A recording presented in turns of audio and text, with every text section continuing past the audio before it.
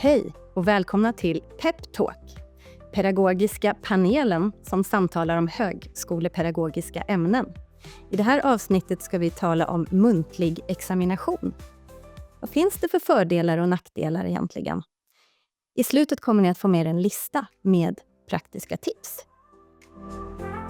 Muntlig examination är historiskt sett den äldsta examinationsformen. Det för kanske tankarna tillbaka till de historiska husförhören eller den gamla studentexamen. Associationer som kan väcka viss tveksamhet till den här bedömningsformen. I ljuset av AI och ChatGPT har dock muntan seglat upp som ett möjligt alternativ till skriftliga hemtentor. En viss tvekan verkar emellertid finnas hos lärare. Kan muntan erbjuda samma säkra underlag för betygssättning? Tappar man inte en del av lärandet och den akademiska litteraciteten som man får genom skrivprocessen? Är det ens görligt om man har många studenter? Muntlig examination. Är det ens görligt? Och varför har det blivit aktuellt? Vad säger ni, panelen, om muntlig examination? Är det bara en akut lösning i tider av AI, generativ AI och ChatGPT? Carolina, varför använder du muntlig examination? Ja, men från början så var det en akut lösning i bemärkelsen att jag tänkte att nu behöver vi göra någonting för att ändra de här klassiska essäfrågorna som vi har inom ramen för vår idéhistoriska utbildning. Men sen så tänkte jag att jag också då skulle se det som en möjlighet att också utveckla våra andra examinationsformer och försöka pröva och uppmuntra till att pröva andra kompetenser än de som syns i när man skriver. Så jag tycker att det är en akut lösning som har många fördelar på lång sikt. Helt enkelt. Marina då, som är med oss på länk här idag. Vad säger du? Varför använder ni munta? Ja, för oss så började vi faktiskt innan det blev tal om att det var en akut lösning. Så för oss var det en lösning på ett annat problem, och det var att vi ville att studenterna skulle lära sig på ett annat sätt. Och då såg vi att den muntliga examinationen kunde hjälpa oss och stödja oss i den processen. Så det kom lite innan för oss, innan det blev tal om det på grund av ChatGPT och så. Och Olle? Nej, jag tycker inte heller att det var någon så akut lösning. Jag har uppskattat muntlig examination för att man tvingar studenterna använda den kunskapen som vi vill att de ska kunna använda, helt enkelt. Så frågan vi ställer oss då är alltså, hur gör man? Muntlig examination kan genomföras individuellt eller i grupp och erbjuder inte bara en form utan många. Det som avgör är syftet. Vad vill man bedöma?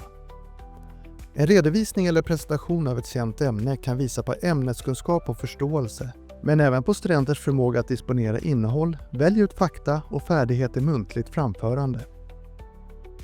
Detsamma gäller när studenter får skapa en film eller ett poddavsnitt. Presentationsteknik och förmågan att göra ett relevant urval kan hamna mer i fokus än fördjupad ämnesförståelse. I en intervju, diskussionsuppgift eller ett samtal kan studenter visa förmåga att resonera, jämföra, värdera och analysera. Grunden för en muntlig examination är att det finns på förhand definierade frågor som ger studenter möjlighet att utveckla sitt resonemang och visa på förståelse, förtrogenhet och kritiskt tänkande. Det här kan även göras genom case- och problemlösningsuppgifter, där studenter kan visa förmåga att hantera komplexa företeelser i professionsspecifika situationer. Simuleringar och rollspel ger tillfälle att visa praktiska färdigheter. Oavsett om den muntliga examinationen genomförs i grupp eller enskilt så sker den vid olika tillfällen för studenter. Det här ställer krav på läraren att utforma olika och likvärdiga uppgifter, så resultaten kan anses jämförbara och valida. Ja, så vi kan konstatera att den så kallade munten finns inte bara i en form utan flera. Ola, vilka former har du erfarenhet av? Jag har nog erfarenhet av många av de här. Men om jag ska välja några favoriter så kanske det är film och diskussionsuppgift, gruppsamtal. Som är det som jag håller på med mest. Carolina, Vilka har du varit med om? Ja, men det som jag har liksom arbetat mest med, det är det här case eller gruppsamtal. Men jag har också tidigare erfarenhet av att göra intervjuer. Och då har det framförallt varit med studenter som har en sån funktionsnedsättning att de har svårt att skriva. Och då har jag fått göra en intervju istället, helt enkelt. Marina? Ja, vi har jobbat mest med att man presenterar ett case eller något som man har gjort då. Och så kör man en presentation kring det. Mm. Och ni har ju lite olika ämnestillhörighet och bakgrund. Marina, nu när du pratar om case, vad är det för ämne som ni brukar använda case inom? Jag jobbar ju inom företagsekonomi och just den kursen som vi har case i, det är företagsanalys och hållbara redovisningspraktiker.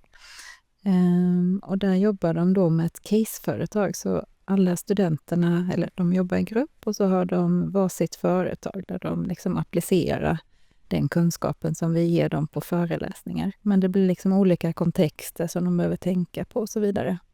Och sen då i muntan behöver de också diskutera och vi kollar och stämmer av lite ifall de kan liksom se skillnaderna i kontexten och tillämpa kunskapen på olika kontexter. Mm. Och Carolina, du är inte inom företagsekonomi. Nej, men precis. Jag är ju idéhistoriker och där som forskningsämne så arbetar ju idéhistoria väldigt mycket med att tolka text. Och då vill man gärna att studenterna tidigt ska lära sig att läsa historiska texter. Så vi har då case där de får öva sig i att tolka historiska texter. Och ofta i form av blindtextövning har jag gjort. Så att de inte vet vem författaren är utan ska liksom koncentrera sig på begrepp och sammanhang och så för de här texterna. Mm. Och genomförs det då i grupp? Ja, men precis. Och då brukar de få öva sig först. Så att under kursens gång får de öva sig på att göra det här i grupp. Och sen innan de kommer till skarp examination, där de får en snarlik uppgift. Då. Ja. Ola, dina erfarenheter, vilka av de här vill du fördjupa dig i eller berätta för oss om idag?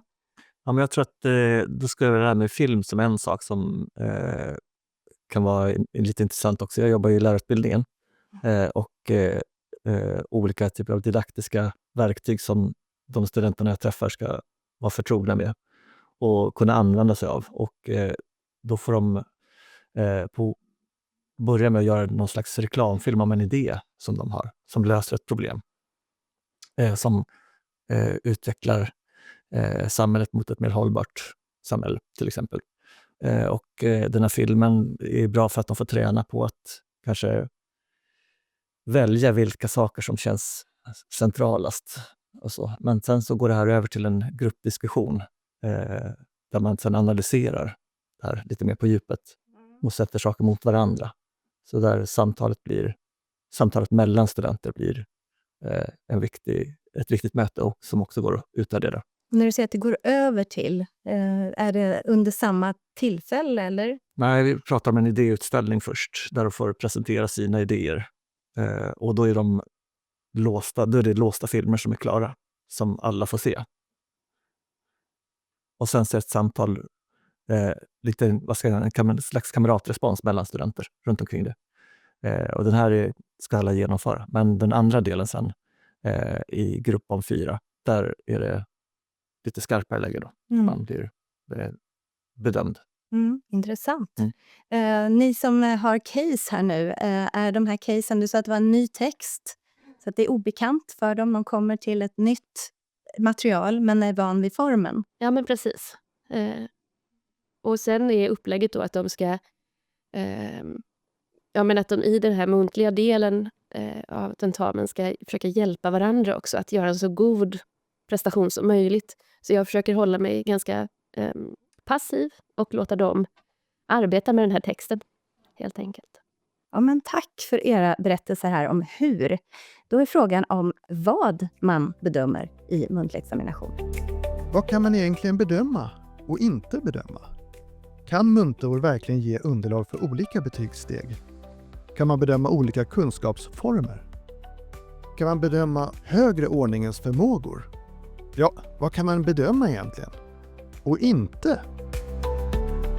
Ja, vad säger panelen om detta? Vad kan man bedöma och inte? Börja med dig. Ja, en sak som man kan bedöma ganska lätt. Det här handlar ju också om träning förstås med den som ska vara den som bedömer i situationen. Men jag tycker att man ganska tydligt kan se studenter som kan höra vad andra studenter berättar om och möta det. Och lyfta in didaktiska verktyg eller den centrala kunskapen som ska utvärderas och bedömas. Och i det användat så blir det lätt att se högre kunskaper skulle jag säga. Absolut. Så du menar alltså att man kan bedöma mer avancerade högre ordningens förmågor? Absolut.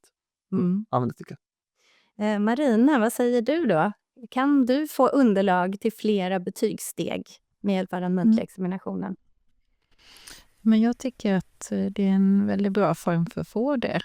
För man kan istället för som man kanske har gjort när vi hade skriftligt tentamen, så kände vi just att vi kom liksom inte djupare ner i vad är deras kunskap egentligen eller vad lär de sig. Men här kan man få dem att reflektera lite över varför gör vi på det här sättet, varför gör jag det här valet, analysera mera, jämföra med sina studiekamrater som har andra kontexter i sina case.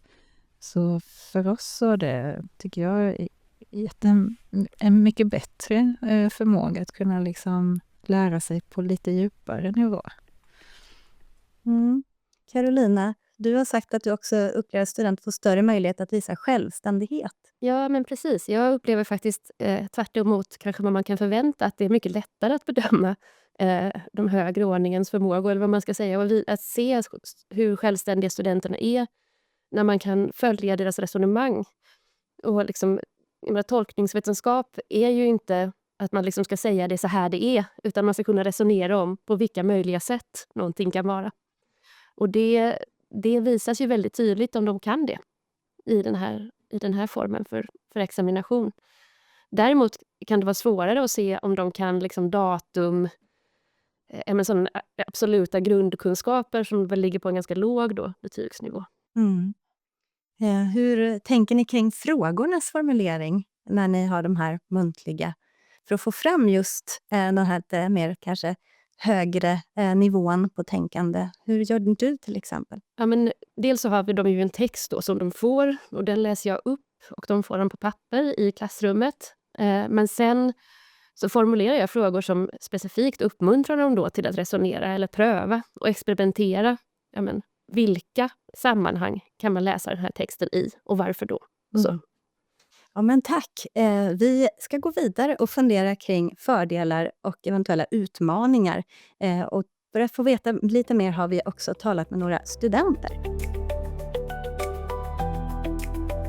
And I think it was 20 minutes of presentation and 10 minutes of Q&A. And the challenge was to combine the theory with the practice part.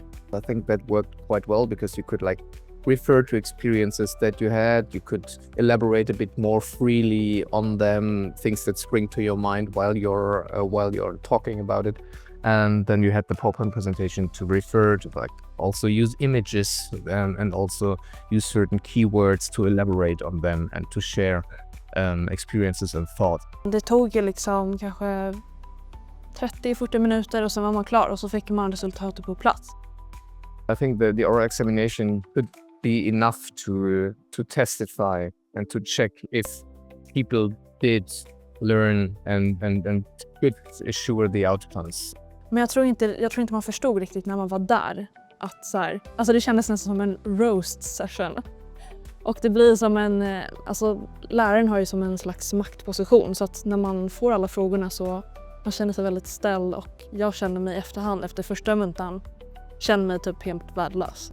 I think it worked really well to at first exercise also your oral presentation skills because they are as important in the academic context as the writing skills, and actually outside of the academic context they might even be more important. Förbered studenterna mer på hur det kommer gå till.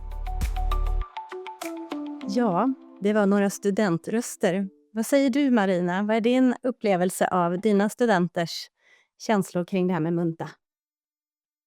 Nej, men ofta så är det ganska positivt. Det är vissa som också har lättare att prata än att skriva, så det kan ju också vara positivt. Men också som studenten var inne på, så kan det ju också upplevas som lite en jobbig situation som de inte är så vana vid. Och där behöver man ju också, som hon var inne på, förbereda studenterna och kanske också bygga ett förtroende mellan student och den som ska examinera. Man under seminarier, handledningar och så får de att känna att det inte är där för att sätta dit dem eller någonting, utan man liksom får bygga upp en relation under de här sessionerna också, så de ser att ja, men det är liksom lärandet vi är ute efter, och sen vill vi se, liksom, ge dem en chans att visa och liksom, skina och visa vad har jag lärt mig här nu då. Och då är vi väl inne som Carolina är, att vi låter dem ju oftast prata. Det är de som är huvudpersonen. Och sen kanske vi lägger någon extra fråga ifall de glider åt fel håll eller om vi behöver ett förtydligande. Men vi säger ofta till studenten också att här är tid att liksom prata. Vi sitter här och lyssnar och sen gör vi bedömningen sen. Men just här och nu så är det liksom att vi sitter och lyssnar. Och ibland så ser man att de är nervösa. Och då gäller det också kanske att peppa efteråt och säga att, men ja, ge dem lite pepp. Ola, pepp? Ja, nej, men jag, är dina... ja, det tror jag nog. Men sen så kanske också blir viktigt, alltså ibland kan det ju vara ett skarpt läge och att det blir liksom tufft att man har massa som student, att man har massa idéer om vad man vill uttrycka, man blir nervös och sådär. Men jag uppfattar också kanske lite som Marina är inne på att vi behöver ju skapa en miljö vid det här examenstillfället som är så pass tryggt också.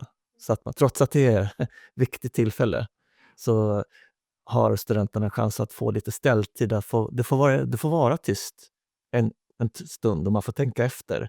Eller man kan pausa och liksom gå över till en annan student som får ordet ett tag. Och sen så kanske man kan komma in på det här igen lite senare som en student försökte uttrycka men som den inte riktigt fick rätt ord till och sådär.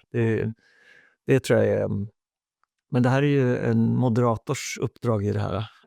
Och det är viktigt och det blir en viktig roll. Trots att man, som vi också pratar om, att man kanske vill vara i bakgrunden och låta studenterna få samtalsutrymmet. Så kanske man även också behöver stötta ibland när en del studenter har det svårt. Ja. För du har sagt, Carolina, att genomströmningen har du upplevt blir bättre. Att det är fler som klarar sig. Ja, men precis. Min upplevelse är att genomströmningen blir bättre och jag tror att det beror på att alla tycker att det är roligare. I princip alla tycker faktiskt att det är väldigt mycket roligare att göra det här. Även om de också då är väldigt nervösa för att de inte liksom känner igen formatet. Men jag arbetar väldigt, väldigt mycket med, dels då med att de får öva sig innan på själva formatet. Men också med att att verkligen understryka att de i det här muntliga sammanhanget ska hjälpa varandra. Så jag ställer också frågor som liksom syftar till att de ska hjälpa varandra. Hur kan du hjälpa henne att utveckla det här resonemanget? Och så. Ja, och då ska vi kika på vad forskning och bedömningsteori säger. Det råder ganska stor enighet där om vad som är riktigt. Forskning och bedömningsteori talar om vikten av att förbereda studenter inför muntlig examination. Då vet de vad de har att vänta och får möjlighet att lära sig relevanta kompetenser. Det behöver finnas tydliga, transparenta bedömningskriterier som studenter kan ta del av innan bedömningstillfället. Forskning talar även om vikten av att läraren har ett bra system för dokumentation för att kunna genomföra reliabla och kvalitativa muntliga bedömningar. Sammantaget handlar det om rättssäkerheten vid examinationen. Ja, vi hörde att det är viktigt att förbereda studenterna. Det har vi redan varit inne på här också. Vad skulle du säga för att utveckla det lite vidare? Hur förbereder du dina studenter? Ja, men rent konkret så får de då samma uppgift under föreläsningstillfällen. Inte samma textinnehåll, men precis en likadant utformad uppgift. Och då får de sitta i grupper, samma antal personer. Och så går jag runt i grupperna och hjälper dem att göra uppgiften. Och det frågebatteriet som de får då, det är också mycket snarlikt det de får på tentan sen. Och det beror ju på att i mitt fall så kan jag ju göra så för att frågorna inte, beroende på innehåll så betyder de väldigt olika saker, även om de är snarligt formulerade så att säga. Men så de får helt enkelt rent konkret öva på att göra en sån här examination i klassrummet. Något ni känner igen er i, ni andra? Ja, alltså den här att skapa tillfällen där det är tränande tillfällen är ju helt centralt ska jag säga. Och då får man också kanske som student att sätta ord på det som man kanske har som kunskap, som tyst kunskap så att säga. Det finns det ganska många studenter som behöver träna på. Och som också är väldigt så här, de har tyckt att det har varit kanske nervöst till och med att göra att ha den här typen av liksom, examination. Men, ja. Marina, du nickar. Ja, men vi låter också studenterna fråga varandra så de får se på den andra sidan. Alltså när jag frågar hur upplever jag någon svar, vad skulle jag behöva få mer utvecklat? Att de får den chansen också att reflektera över någon annans svar. Och hur, lite så att man de får träna på båda rollerna också hos oss. Så förbereda studenterna, det är en bit utav det. Men som lärare behöver man ju också förbereda sig. Hur förbereder du dig, Olle? Ja, men om det är ett nytt område som jag ska planera en muntlig examination för, då förbereder jag mig ganska noggrant. Men sen så tänker jag också att det är sällan som jag är helt själv med det här. Så att jag har ett lärarkollegor som också behöver trimma in där tillsammans. Men att formulera tydlig dokumentation av vad det är man vill höra under ett samtal. Det tycker jag är ganska viktigt. Så att man sen är liksom lite förberedd på det. Det här känner jag igen från dig, Marina. Förbereda frågor. Kan du säga något om det? Ja, men vi ger ju ut frågorna i början av kursen så alla studenter vet vilka frågor vi kommer ställa. Men också att vi liksom har idéer om vad är det då vi vill ha svar. Alltså vilka nivåer på svar vill vi ha. Alltså hur kan de utveckla sina svar för att att vi ska testa en högre nivå av förståelse eller vad det nu kan vara vi vill åt. Så vi förbereder det ganska mycket också innan och håller det också väldigt transparent för studenterna. Vad är det vi kommer ställa för frågor? Och prata ihop oss. Vi är alltid 2 när vi har muntlig examination. Och där behöver vi också prata ihop oss kring liksom, vad är det vi letar efter? Vad är det vi vill att de ska ha chansen och liksom visa? Och det för oss in på den här listan vi pratade om i början att vi skulle få ta del av. Här kommer tipsen. Träna på munta. Det gäller både studenter och lärare. Förbered flera frågor för varje kriterium. Ha rutiner för dokumentation. Var transparent med bedömningskriterierna. Genomför gärna muntan tillsammans med en kollega. Och en munta kan genomföras på många olika sätt. Utifrån den här tipslistans punkter nu då, skulle jag vilja be vår pedagogiska panel välja någon favorit och berätta varför detta är viktigt. Någon som vill börja, som är på hugget här? Ja, jag är ju väldigt mycket på det här att vi kanske också måste titta på lärarens roll i det här. Att det är så centralt att vi själva känner oss trygga i det och har fått träna tillräckligt mycket innan så att det kan kännas okej att göra det. Och då så att träna på att ha muntliga examinationer som inte är viktiga helt enkelt. Prata om det där med de där tränande tillfällena där liksom de gör det på ett seminarium. Det tycker jag är oerhört viktigt. Men också kanske att fundera på men hur urskiljer jag de här olika bedömningskriterierna. Liksom. Hur funkar de mot en aktivitet i ett samtal? Det tror jag är viktigt att få men att få prova på att sätta betyg. Liksom. Och sen tror jag på det här att man ska vara jättenoggrann med hur man dokumenterar själva samtalen. För att det är väldigt lätt att glömma i efterhand liksom vem som sa vad och vad som har sagts och hur samtalet fortlöpte. Och jätteviktigt att kunna gå tillbaka och säga okej, men jag satte det här betyget baserat på det här. Liksom. Så att man verkligen har kvar något som sen kan liksom, användas. Också för sin egen skull. Så att man vet varför man sätter ett betyg. Ja, man talar ibland om rättssäkerhet när man talar bedömning. Ett sånt där ord som kanske inte är det mest lustfyllda. Men det handlar ändå om någon sorts trygghet i att studenterna kan veta att det här har täckning. Ja, men precis. Och jag menar, oftast när man är som lärare så tänker man på rättssäkerhet i relation till att studenterna ska komma och kräva liksom svar på varför de fick betyget. Och det är ju förstås en aspekt av det. Men en annan aspekt av det är ju också att jag ju faktiskt vill sätta betyg sanningsenligt. Alltså jag vill veta själv varför jag sätter det betyg jag sätter. Om det ska betyda något. Och det är ju minst lika viktigt att ha en grund i det på något sätt.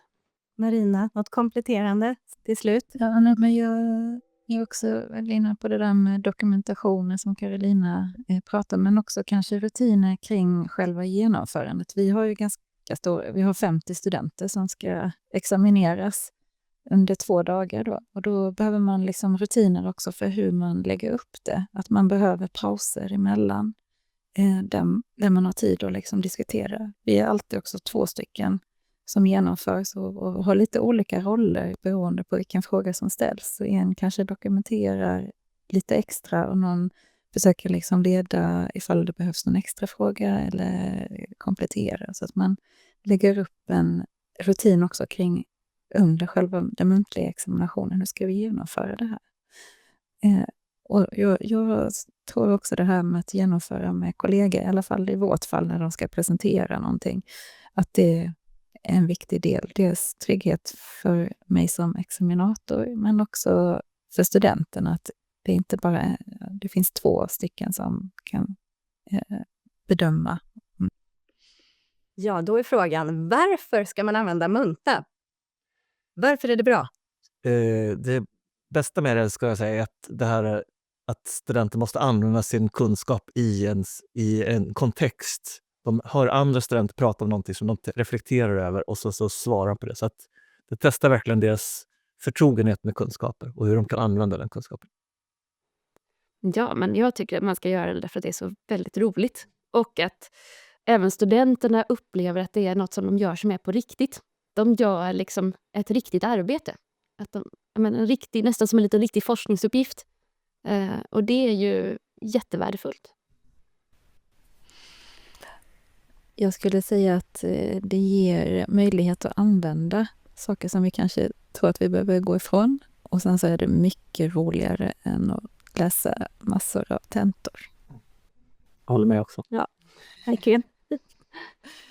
Ja, med detta så ska vi faktiskt avrunda för den här gången. Men vi vill säga tack för att ni hängt med oss idag. Säga tack till panelen också för era intressanta aspekter som ni har belyst idag. Och så vill vi säga håll utkik. Det kommer fler avsnitt av Pep Talk om andra ämnen och till dess våga testa muntan.